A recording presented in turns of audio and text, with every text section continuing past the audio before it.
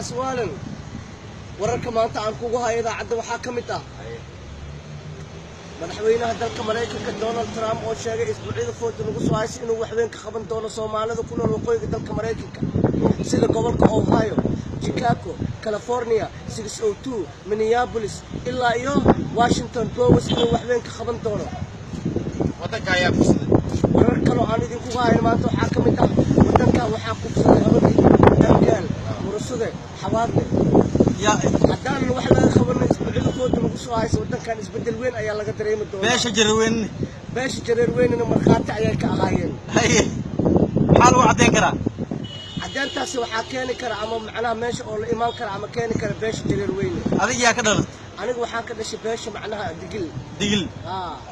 muqdisho maxaad u imaad muqdisho waxaan u imaaday amaanka inaan sugo magaalada muqdisho life is to be come back in our children wixii xulna inaan ka saamo maxaad ka qabanaysaa magaalada waxaan ka qabanayaa isbuucida food lagu soo hayay ayaad ku arkaysaa marka timaade marka hore waxaan ka imaaday from Kismaayo maxaa ka soo waday Kismaayo waxa ugu soo baxay in wadankaanayto macnaha muqdisho oo si fiican aan u sifeeyo digil aad ka saacad ku geeyay digil haddaan ay Kismaayo waxa ay geeyay the life is in our children ayaa ay geysay haye aqoontayda ayaa ay geysay haye maxaad taqaanaa waxaan aqaanaa aniga macnaha chemistry biology waxaan kaloo aqaanaa macnaha waxaan kaloo aqaanaa magaceedii agriculture waxa soo idil ayaan aqaanaa